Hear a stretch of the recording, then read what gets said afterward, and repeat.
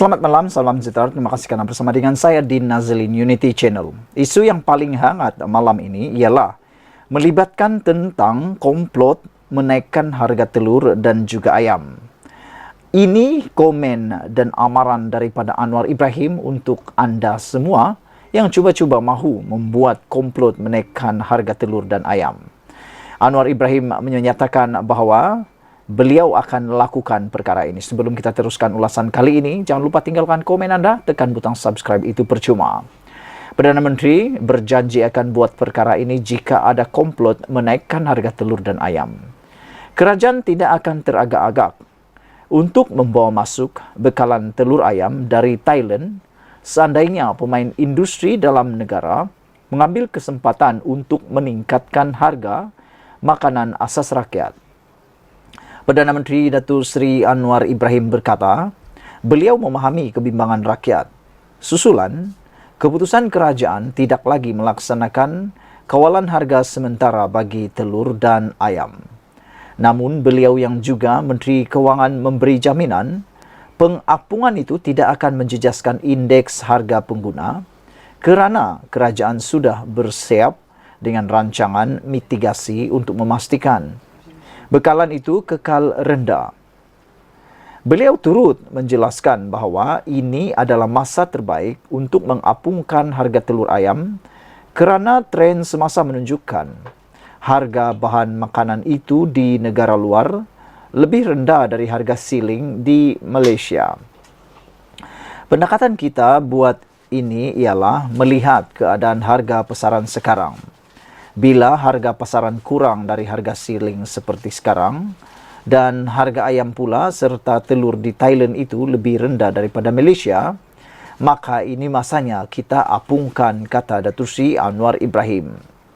Kalau benar ada kekurangan bekalan, maka kita akan tambahkan daripada stok milik Kementerian Pertanian dan Keterjaminan Makanan KPKM.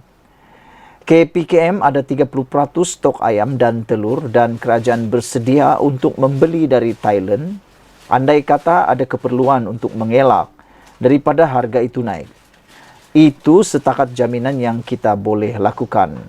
Maknanya, jika ada usaha untuk meningkatkan harga, langkah mitigasi adalah dari segi pengeluaran stok dan pembelian dari Thailand.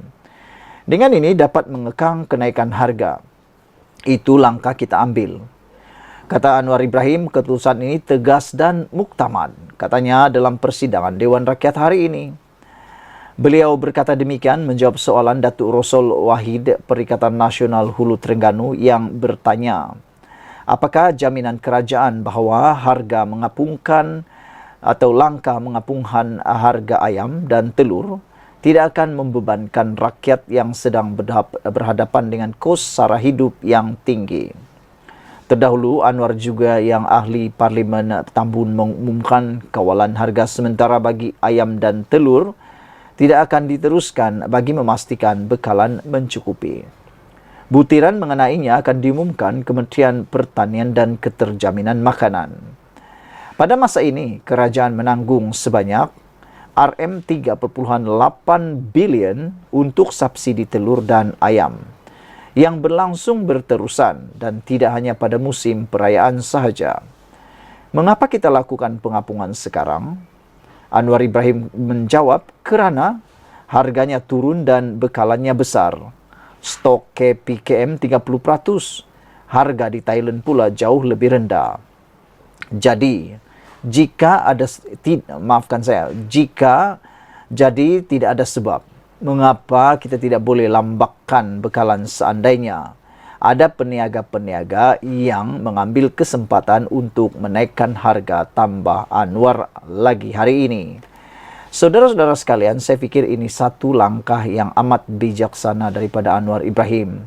Ini bagi mengawal harga dan juga untuk mengawal bekalan. Maka dengan itu, lebih baiklah ada langkah seperti ini daripada hanya melihat dan melihat. Sekian dulu untuk kali ini. Jangan lupa tinggalkan komen anda. Sila tekan butang subscribe. Malaysia kita punya, kita juga sama-sama cintai Malaysiaku. Kita jumpa lagi. Bye-bye. Selamat malam, salam sejahtera. Terima kasih kerana bersama dengan saya di Nazlin Unity Channel. Ini satu kejutan berita baik yang kita tunggu-tunggu daripada Datuk Seri Anwar Ibrahim. Terbuktilah Datuk Seri Anwar Ibrahim ini bukan saja disukai oleh semua orang di Malaysia, yang pelbagai kaum, tetapi amat disukai oleh orang yang kurang berada, kurang bernasib baik, atau dengan kata yang lain, orang miskin. Di Malaysia ini masih ramai orang yang kurang berkemampuan. Masih ramai orang lagi yang kurang bernasib baik, yang mana boleh dikategorikan sebagai miskin. Itu sebabnya Datuk Seri Anwar Ibrahim bersungguh-sungguh mahu menghapuskan kadar kemiskinan tegar di Malaysia dalam pentadbiran beliau. Banyak perkara, banyak peralatan, banyak tools, banyak langkah, banyak intervensi yang telah pun dicadangkan oleh Datuk Seri Anwar Ibrahim untuk membantu golongan miskin ini berjaya. Namun ada juga yang hairannya, yang kita boleh sebut bukan juga kaya, orang kebiasaan, tapi tak tahulah, terpengaruh mungkin oleh politikus-politikus yang ada di luar sana, terpengaruh pula untuk membenci Anwar Ibrahim. Tak tahulah. Walhal Anwar Ibrahim banyak sekali membantu golongan miskin dan golongan kebanyakan di Malaysia. Hari ini Anwar Ibrahim sekali lagi mengumumkan perkara yang luar biasa, di luar daripada jangkauan pemikiran kita, yang sebenar-benarnya saya tak pernah mendengar ada orang pemimpin di Malaysia yang pernah mengumumkan pendirian seperti yang diumumkan oleh Datuk Seri Anwar Ibrahim ini. Yaitu Anwar Ibrahim kata, Perdana Menteri Anwar Ibrahim mengarahkan semua universiti terima kemasukan pelajar miskin. Bukankah ini satu perkara yang menarik?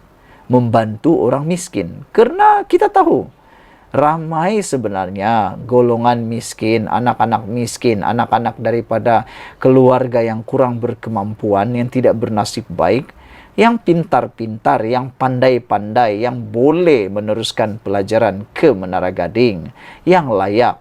Tetapi mereka terpaksa menguburkan niat mereka untuk melanjutkan pelajaran ke peringkat lebih tinggi di universiti kerana kekangan keuangan. Ada yang terpaksa berhenti meneruskan pengajian kerana nak bantu anak adik beradik, nak bantu ibu bapa, tak boleh membayar yuran. Itu yang ada berlaku. Ada juga yang sudah memulakan pengajian, terpaksa berhenti kerana kekangan keuangan juga. Ini satu perkara yang amat menyedihkan kita di Malaysia. Namun demikian, Anwar Ibrahim telah cuba sedaya upaya selama 10 bulan, baru 10 bulan Anwar Ibrahim menjadi Perdana Menteri, dia telah memberikan idea-idea yang luar biasa. Antaranya hari ini, Anwar Ibrahim mengarahkan semua universiti terima kemasukan pelajar miskin. Anwar Ibrahim kata semua universiti diarah supaya tidak menolak kemasukan pelajar miskin jika mereka tidak mampu membayar yuran pendaftaran pengajian. Perdana Menteri Datuk Seri Anwar Ibrahim berkata, arahan itu adalah pertama kali dalam sejarah negara untuk bertujuan memberi ruang kepada pelajar untuk melapor diri di mana-mana universiti. Dengan kata lain, Anwar Ibrahim mahu semua rakyat di Malaysia ini tanpa mengira kaya miskin, orang kampung, orang bandar, apa bangsa, apa agama, dari negeri mana, asal saja layak masuk universiti, masuk dulu, kata Anwar Ibrahim. Terima saja. Kalau tak dapat bayar yuran, terima dulu. Kata Anwar Ibrahim, yuran universiti kita beri Perbadanan Tabung Pinjaman Pendidikan Tinggi Nasional PTPTN 1,500, tetapi ada yuran universiti lain RM1,800. Oleh sebab itu Anwar Ibrahim kata ada keluarga dari Ampang dan 2 dari Tambun tidak mahu terima pelawaan ke universiti kerana tidak mampu. Saya bagi arahan, tidak ada universiti yang boleh menolak mana-mana pelajar miskin. Mesti daftar bagi nama dia dan kementerian atau jabatan harus selesaikan, tegas beliau lagi. Beliau berkata demikian ketika berucap pada majlis perhimpunan bulanan Kementerian Keuangan di Dewan Utama Kementerian Keuangan di Putrajaya hari ini. Pada masa yang sama, Anwar meminta pelajar miskin terbabit mendaftar dan melapor diri di universiti yang ditawarkan terlebih dahulu, manakala pihak kerajaan akan mencari jalan bagi tujuan membantu. Ini dengan kata lain, daftar saja. Ini berita baik kepada semua rakyat Malaysia yang tidak mampu meneruskan pelajaran kerana tidak ada uang. Anwar Ibrahim kata, jalan dulu, kau daftar saja.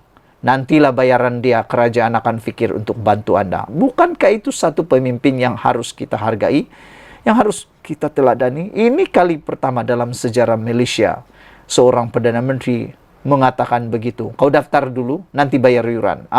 Lebih kurang gitulah ceritanya kan. Hebat betul.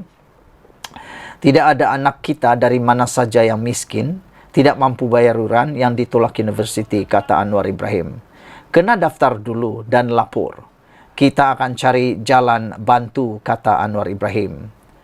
Pada 13 Oktober lalu, Perdana Menteri ketika membentangkan belanjawan 2024 di Parlimen mengumumkan kerajaan memperuntukkan RM16.3 bilion bagi Kementerian Pendidikan Tinggi KPT.